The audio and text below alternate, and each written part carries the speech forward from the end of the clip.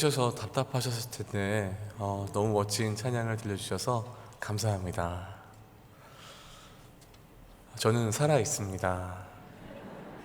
지난주에 제가 나타나지 않아서 어떤 분들은 코로나에 걸린 것이 아닌가, 등치감 못한다 오해하셨을 수도 있는데요. 저는 음성이 나왔습니다. 네, 살아 있고요. 아직 목소리가 조금 돌아오지 않았는데요. 그래도 많이 좋아졌습니다. 염려해 주시고 기도해 주셔서 감사합니다. 오늘 함께 보신 이 달란트의 비유는요, 주님께서 마지막 때를 설명해 주시면서 우리에게 그때에 어떤 일이 있을지에 대하여 비유로 말씀하신 부분입니다. 하나님 나라에 대한 말씀을 많이 해 주셨는데요, 주님께서는 특별히 비유로 말씀을 하셨습니다. 비유로 말씀하실 때는 두 가지의 이유가 있습니다. 첫 번째는 이 비유가 실제 것을 설명하는 것이 아니라 다른 것을 예로 들어서 그 원리를 설명하는 것이기 때문에 아직 하나님 나라 백성이 되지 않은 사람들은 그 비유를 들어도 도대체 이게 무슨 얘기냐 잘 알 수 없다라는 것이죠. 그러나 하나님 나라 백성들은 그 비유를 통해서 더욱더 명확하게 하나님 나라가 이런 것이구나 라는 것을 깨닫게 된다는 것입니다. 예수님은 그래서 많은 비유들을 사용하셔서 말씀을 전해주셨죠. 오늘 우리가 함께 살펴본 이 달란트의 비유도요, 이 마지막 때에 어떤 일이 있을까에 대해서 주님이 설명해 주신 말씀인 것입니다. 여러분들이 너무 많이 아시는 본문이죠. 아마 주일학교에서부터 누누이 들어왔던 본문입니다. 잘 아시는 내용이기 때문에 간략하게 설명을 좀 해드리면요, 어느 날 주인이 외국에 떠났는데 3명의 종들에게 각각 5달란트, 2달란트, 1달란트 이렇게 주고 잠시 집을 떠났습니다. 그리고 돌아와서 결산을 한다는 내용이 바로 이 달란트 비유의 주된 내용인데요. 여러분, 1달란트가 얼마인지 아십니까? 우리 달란트 그러면 달란트 시장을 생각해서 뭐 사탕 하나 사 먹을 수 있고 떡볶이 하나 먹을 수 있는 거라고 생각하실지 모르겠지만요, 당시에 이 달란트라는 단위는 어마어마한 액수입니다. 하루 일할 만큼의 돈을 6천일을 모은 값이 달란트래요. 그러니까 오늘날 좀 환산을 해보면요, 오늘날 가치로 한 200만 원 정도의 월급을 받으시는 분이라고 생각할 때요, 1달란트는 약 6억의 돈입니다. 그러니까 6억, 12억, 30억의 가치를 이 주인이 맡기고 오랫동안 외국에 떠나 있던 것이죠. 여러분, 그런데 아시겠지만 이 달란트의 비유를 보시면요, 주인이 떠나면서 얘들아, 내가 너희를 너무너무 좋아해서 이걸 맡길 거야 라는 이야기도 없고요, 또 얘들아, 이걸 가지고 너희가 마음껏 뭘 해봐라 라는 명령도 없습니다. 주인은 어떠한 이야기도 하지 않고 그냥 주고 떠났다고만 하는 것이죠. 그리고 시간이 많이 흘러서 주인이 돌아옵니다. 그리고 이제 결산을 한대요. 여러분, 결산이 뭐죠? 이 종들에게 준 돈을 이제 이 종들이 어떻게 사용했는지를 주인이 보겠다라는 것입니다. 5달란트 받은 종, 30억을 받은 종은 30억을 만들었습니다. 그리고 2달란트 받은 12억을 받은 종은 12억을 만들었죠. 그래서 이 주인은 이 종들을 칭찬합니다. 마지막 1달란트 받은 종이 주인 앞에 나와서 이야기합니다. 주인님께서 저에게 주셨던 이 1달란트 제가 땅에 잘 묻었다가 다시 고스란히 돌려드립니다. 그러자 이 주인은 버럭 화를 내며 이 달란트를 뺏어서 5달란트 주었던 종에게 주고 이 종을 무익하다, 악하다 말하며 내쫓아라, 이렇게 했다는 이야기가 오늘 비유의 이야기입니다. 어떠세요? 잘 이해가 되세요? 여러분, 5달란트 받은 종들, 2달란트 받은 종들은 뭐 열심히 일했을 수 있는데요, 1달란트 받은 종 좀 서운하지 않았을까요? 옆에 있는 사람들을 보니까 훨씬 나보다 많이 받았는데 자긴 제일 조금 받았잖아요. 그리고 가면서 주인님이 이걸로 열심히 사업을 해서 수익을 내라 말씀하시지도 않았어요. 이 종이요, 주인의 재산에 혹시라도 흠이 될까 싶어 땅에 잘 묻어뒀습니다. 아무도 가져가지 못하게. 그래서 원금 손실 없이 주인에게 지금 돈을 돌려드리고 있잖아요. 그런데 쫓겨난 거예요. 버림받은 겁니다. 여러분, 만약 여러분이 1달란트 받은 종이셨다면 억울하지 않으셨겠습니까? 이 돈을 가지고 횡령을 한 것도 아니고, 내가 내 맛있는 거 사 먹은 것도 아니고, 내가 투자를 해보겠다고 돈 날린 것도 아닙니다. 원금을 잘 가지고 있었어요. 돌려드린 것인데도요, 이 종은요, 주인에게 버림을 받았습니다. 사랑하는 여러분, 이 주인이 왜 이 1달란트 받았던 종을 쫓아내는 것일까요? 게으르게 일을 하지 않았기 때문에 그 종을 심판했던 것일까요? 아니면 돈을 벌지 못했기 때문에 이 주인이 돈을 너무 사랑해서 이 종이 무익하다고 얘기하는 것일까요? 여러분, 만약 이 주인이 정말 돈을 너무 소중히 여기는 사람이었다면 생각을 해보십시오. 종들에게 그 큰 돈을 줬겠습니까? 그러지 않았겠죠. 이 어마어마한 돈을 종에게 맡기고 갈 리가 없습니다. 여러분, 그렇다면 이 주인의 지금 의도가 어디 있다는 것을 볼 수 있을까요? 돈은 아니라는 거예요. 뭔가 의도가 있어서 결산을 하고 있는데 이 마지막 1달란트 받은 종이 마음에 들지 않았던 것이죠. 여러분, 주인이 결산했던 것은 단순히 자기가 맡기고 간 돈이 얼마만큼 불려났나 그것을 보는 것이 아니라 자신의 마음에 합한 자, 그 종들을 찾고 있었던 것입니다. 진짜 종, 그리고 내 종이 되지 못할 사람을 분리하는 시간이었죠. 이것을 우리가 어떻게 알 수 있냐면요, 이 1달란트 가진 종이 주인이 돌아왔을 때 주인에게 하는 말을 통해 알 수 있습니다. 그 말은 본문 24절과 25절에 나와 있는데요, 제가 한번 읽어드리겠습니다. 잘 들어보십시오. 주인에게 이런 말을 했습니다. 1달란트 받았던 자는 와서 이르되, 주인이여, 당신은 굳은 사람이라 심지 않은 데서 거두고 해치지 않은 데서 모으는 줄을 내가 알았으므로 두려워하여 나가서 당신의 달란트를 땅에 감추어 두었었나이다. 보소서, 당신의 것을 가지셨나이다. 여러분, 이 말씀에 대해서 세번역 성경을 이렇게 번역을 하고 있습니다. 주인님, 나는 주인님이 굳은 분이시라 심지 않은 데서 거두시고 뿌리지 않은 데서 모으시는 줄로 알고 무서워하여서 물러가서 달란트를 땅에 숨겼습니다. 이 얘기를 여러분 좀 이렇게 풀어드릴 수 있을 것 같아요. 당신 정말 고집 세시고 정말 무서운 분이라서 제가 이거 잃어버리면 혼날까봐 제가 두려워서 숨겼습니다. 제가 주인님을 좀 아는데요, 주인님은 남한테 주지 않고도 다 뺏어올 수 있는 그런 분인 거 제가 알고 있습니다. 그래서 제가 무서워서 잘 숨겨두었습니다. 여러분, 이 이야기를 들은 주인이 이렇게 대답을 합니다. 26절부터 27절인데요 여러분들이 한번 주인의 마음이 되어서 26절과 27절 우리 자막을 보시면서 한번 읽어보시겠습니까? 시작.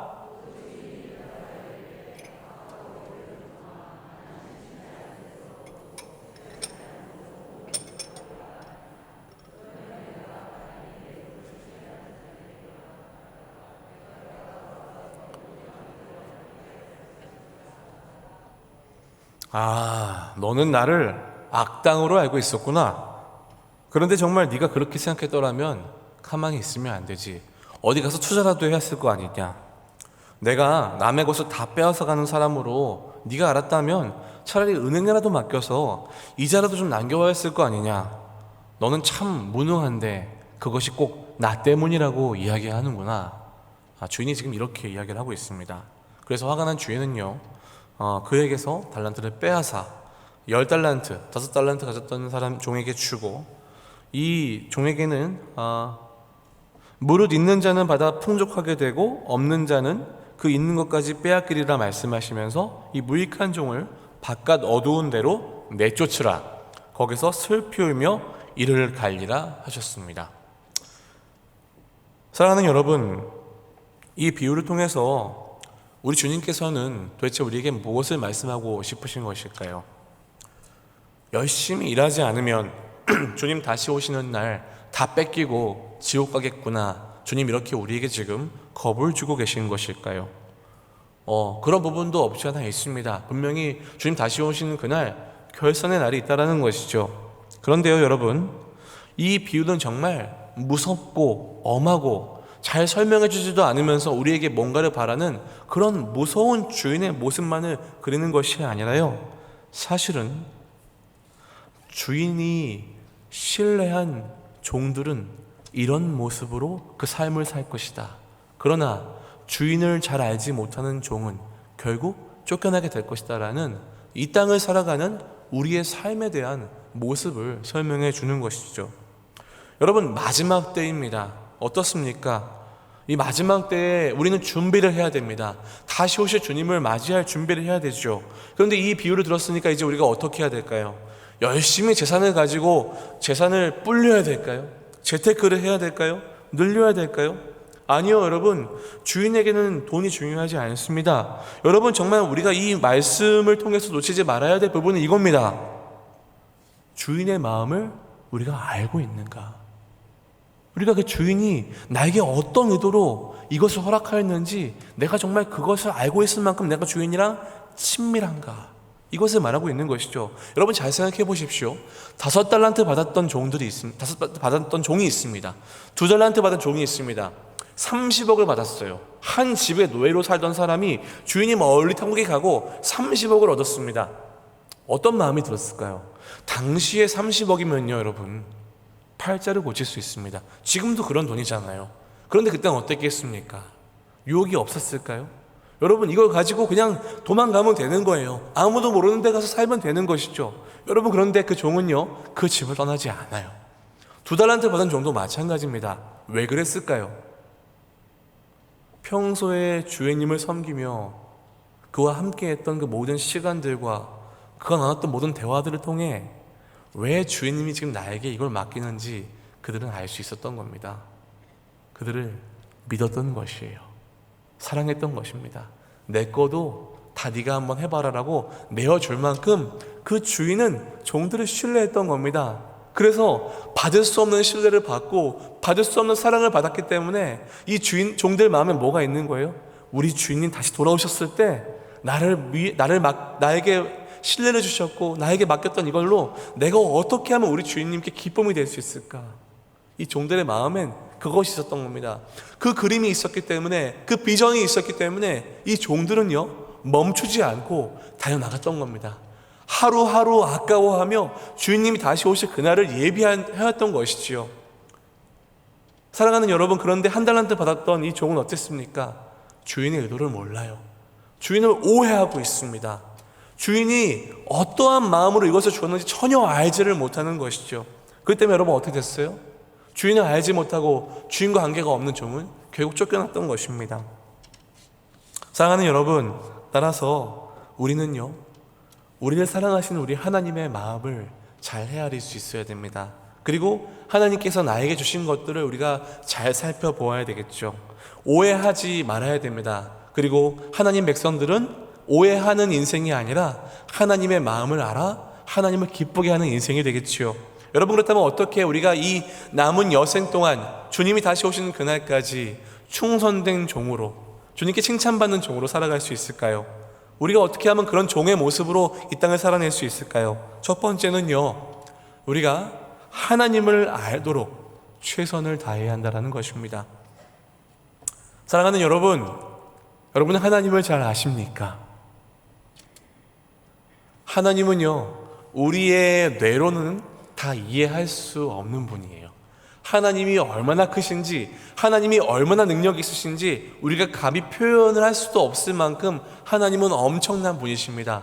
그런데 그 하나님을 우리가 어떻게 다 알겠어요? 그죠? 그래서 하나님은요, 하나님을 우리가 알 수 있도록 말씀을 주셨습니다. 성령께서 계시를 통해 이 말씀을 주셔가지고 우리 이 말씀을 통해 우리가 하나님을 알 수 있는 것이죠. 그런데 그냥 우리가 이해하면 되는 것인가요? 아니요.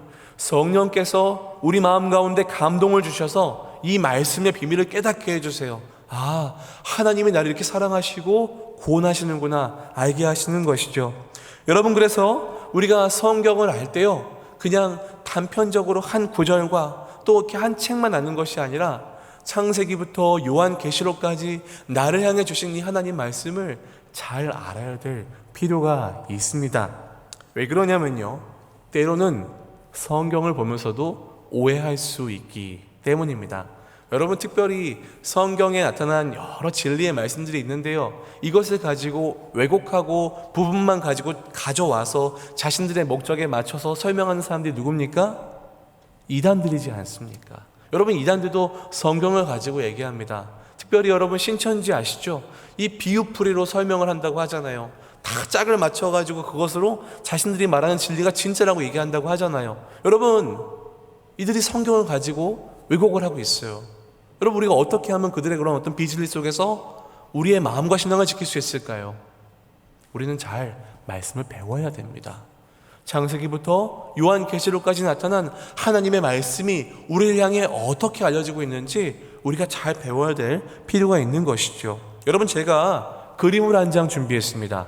왜 이 그림을 준비했냐면 잘 보십시오. 여러분, 저 그림을 보시면요, 이 시각장애인들이 동물원에 가서 코끼리를 만져보는 일을 한번 했습니다. 그런데 어떤 사람은 다리를 만지고, 어떤 사람은 귀를 만지고, 어떤 사람은 머리를 만지고, 어떤 사람은 상아를 만지고, 어떤 사람은 코를 만졌습니다.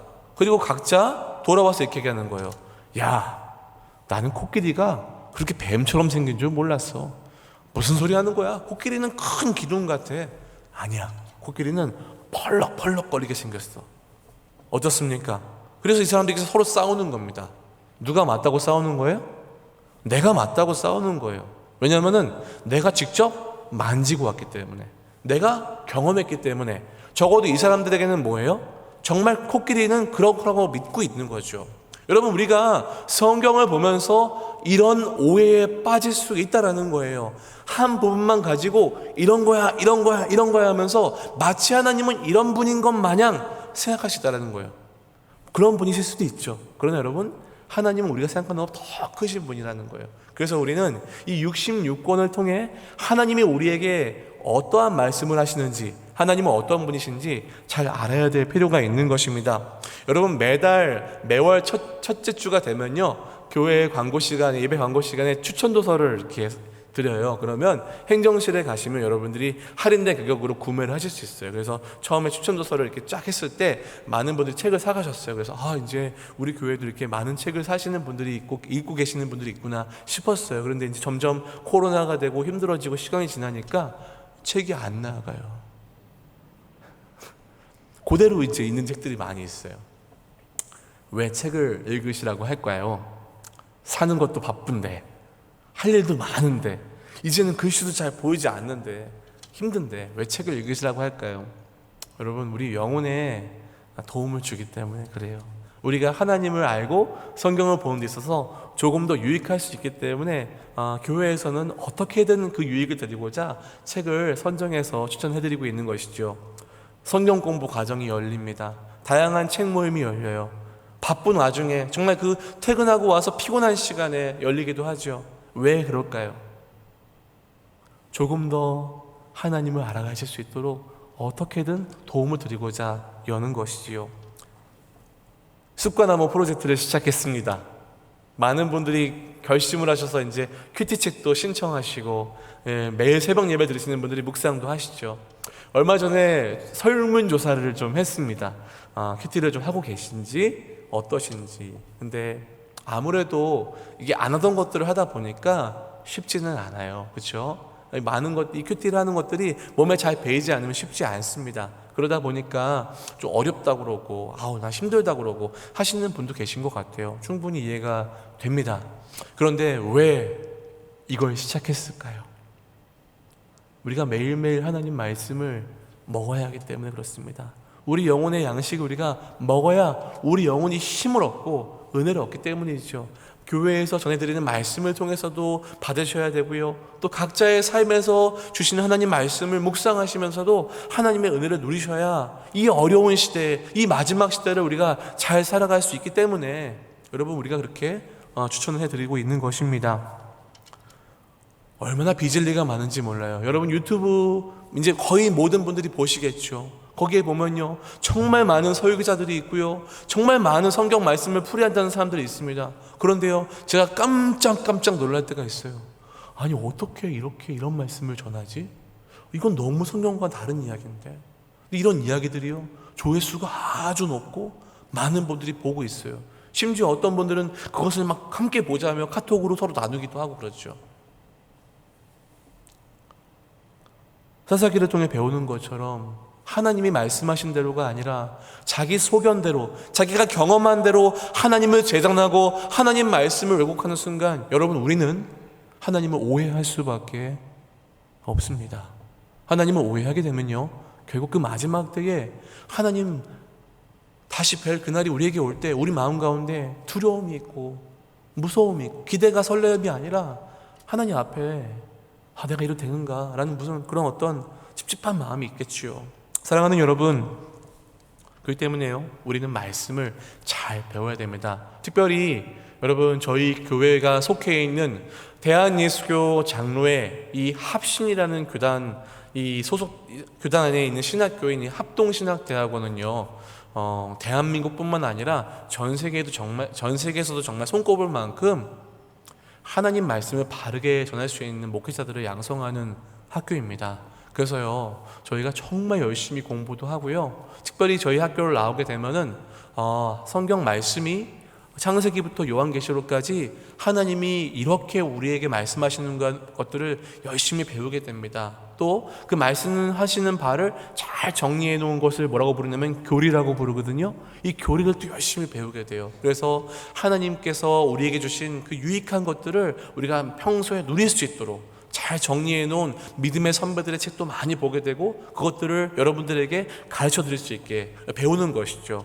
사랑하는 여러분, 공부하는 거 어렵습니다. 그리고 성경을 알아가는 것도 참 어렵지요. 그런데 여러분, 전 여기서 여러분들에게 성경 박사가 되라고 말씀드리는 것이 전혀 아닙니다.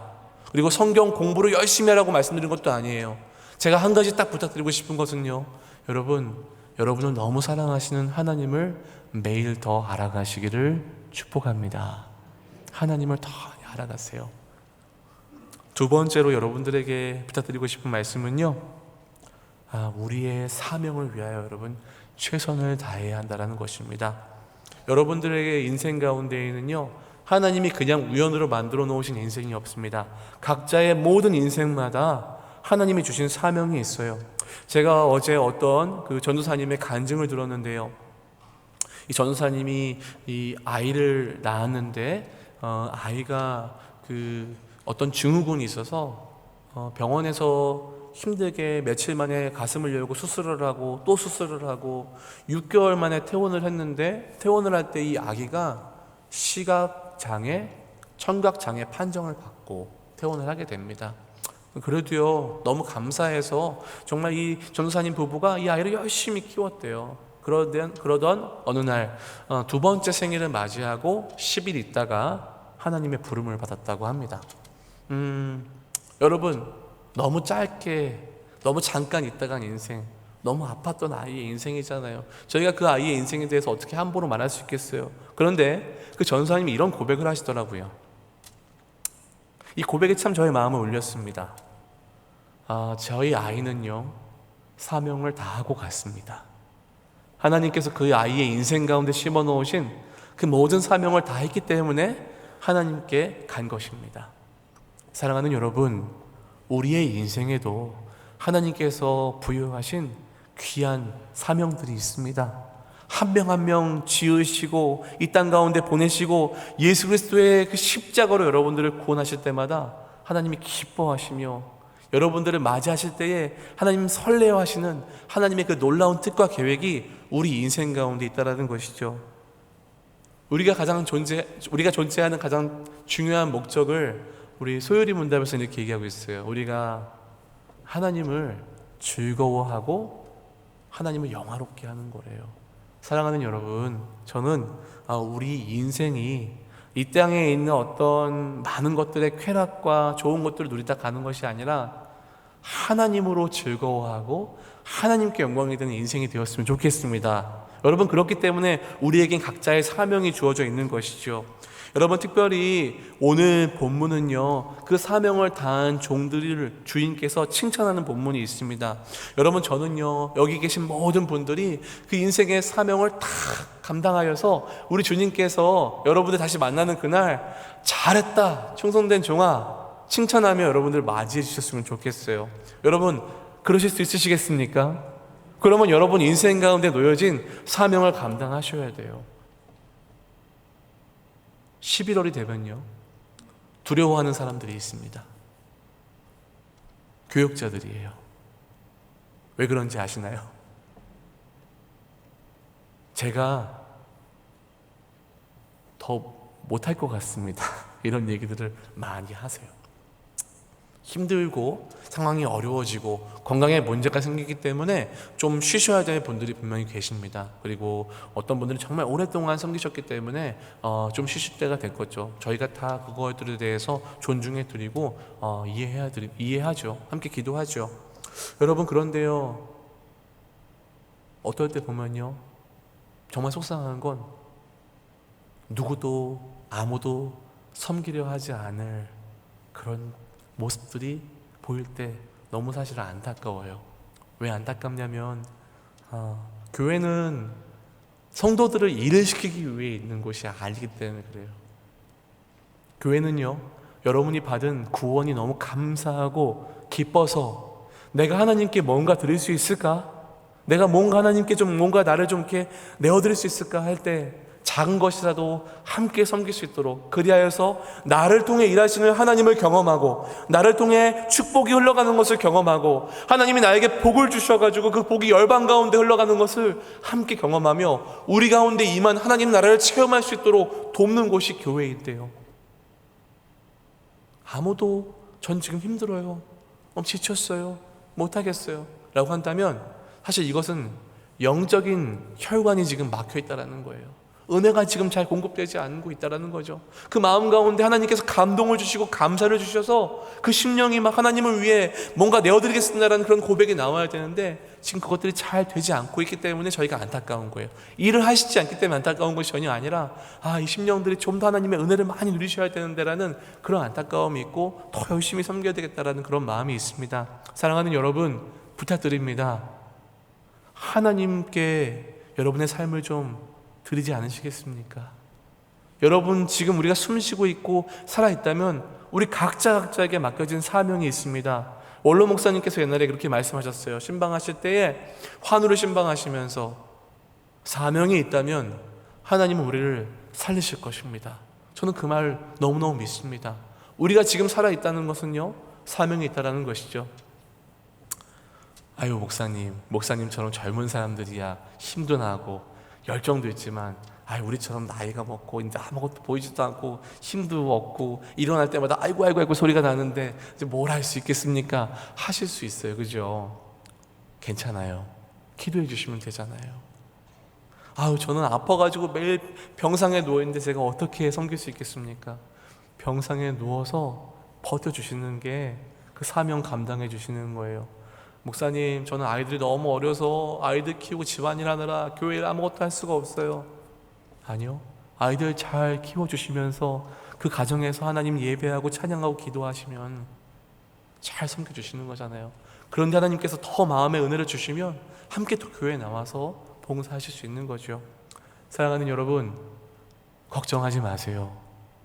저희는 감당할 수 있습니다. 우리 안에는 성령 하나님이 함께 계십니다. 성령 하나님이 예수 그리스도를 믿는 자마다 함께 계시기 때문에 성령이 우리 가운데 임하시면 권능을 받습니다. 우리를 통해 복음이 흘러가고 생명이 하나님 앞으로 돌아옵니다. 하나님 나라가 확장됩니다. 여러분, 지금 여러분들이 예수 그리스도를 믿고 계시다면 우리 안에 성령 하나님께서 살아계신 거예요. 그 영원하시고 무한하시고 광대하신 하나님이 우리 가운데 계신데 우리가 뭘 못 감당하겠습니까? 우리의 상황을 뛰어넘는 역사가 우리 심령 가운데, 우리 인생 가운데 일어날 줄 믿습니다. 하나님 일하시면 우리 가능할 수 있죠. 제가 청년부 때 찬양을 너무 못하는 음치 형제가 있었습니다. 그런데 어쩌다 보니까 이렇게 교회 행사가 있었는데 이 형제가 찬양 인도를 맡은 거예요. 앞에 숫기도 없고 음치인데다가 얼마나 힘들었겠습니까? 벌벌벌 떠는 거죠. 여러분, 근데 그 형제가 어느 날 기도를 하면서 예배드리면서 은혜를 받았어요. 그래서 남들이 그냥 이렇게 장난스럽게 한 얘기인데 자기가 찬양 인도를 하겠다는 겁니다. 다들 약간 저러다가 상처받아가지고 다시는 이제 교회 안 나오면 어떡하나 걱정했어요. 근데요, 이 형제가 앞에서 마이크를 들고요, 손이 이렇게 떨리는 게 보여요. 이렇게 보들보들 떨리는 게 보여요. 그 멘트도 막 다 적어가지고 더듬더듬 읽고 찬양을 하는데 음정이 안 맞아요. 그런데 저희가 그날 그 형제를 보면서 다 눈물을 흘리고 은혜를 받았어요. 그 형제는 진심으로 하나님 앞에 고백하고 싶었던 거예요. 하나님께 감사하다고, 하나님 찬양하고 싶었던 겁니다. 사랑하는 여러분, 잘하시지 않아도 돼요. 남들 앞에서 떵떵거리게 멋있는 모습 아니어도 괜찮아요. 하나님께 드릴 수 있다면 여러분 성령 의지하시면서 함께 같이 다시 한번 이 무너진 우리 마음의 예배의 성전을 한번 세워보지 않으시겠습니까? 코로나 2년 동안 예배당은요 잘 서 있었어요. 그런데 우리 마음 안에 있는 예배는 많이 무너져 있었습니다. 이제 다시 한번 우리가 일으켜 세울 때입니다. 여러분, 우리 안에 계신 하나님을 의지하면서 함께 주님이 나에게 맡기신 이 교회, 나의 인생, 나의 사명을 감당하는 저 여러분들의 복된 인생 되시기를 축원합니다. 말씀을 정리하겠습니다. 2년 동안 많이 힘드셨죠. 많이 힘들었어요. 그러나 여전히 우리는 살아 있습니다. 그리고 하나님은 오늘도 우리에게 말씀하십니다. 네가 나를 사랑하느냐? 네가 나를 사랑하느냐? 여러분, 이제 이 주님의 부름 앞에 우리 함께 삶으로, 믿음으로 반응할 때입니다. 우리 안에 계신 성령 하나님을 의지하며 주님, 부족하지만 저라도 주님이 기뻐 받으시겠다면 주님께 올려드리겠습니다. 제 작은 것이지만 함께 나아가서 주의 교회를 위해 섬기겠습니다. 주님 다시 오시는 그날까지 제 사명 감당하겠습니다. 우리 연로하신 권사님이 그 꾸부정한 허리를 붙들고 와서 새벽마다 기도하시고 의자를 닦으시던 모습을 저는 잊을 수가 없어요. 주님은 그런 자들을 보시며 이 땅의 교회를 세워가실 것입니다. 여러분, 이 귀한 사역에 함께 동참하지 않으시겠습니까? 하나님이 부르시는 이 영광스러운 일에 여러분의 인생을 한번 걸어보지 않으시겠습니까? 우리 주님 다시 오시는 그날 여러분들 향해 말씀하실 것입니다. 잘하였도다 착한 종들아, 내가 너희를 기뻐하노라. 이 모든 칭찬을 들으시며 하나님 나라에서 주님을 기뻐 맞이할 저와 여러분들의 복된 인생 되시기를 예수님의 이름으로 축복합니다. 함께 기도하겠습니다. 하나님 고맙습니다.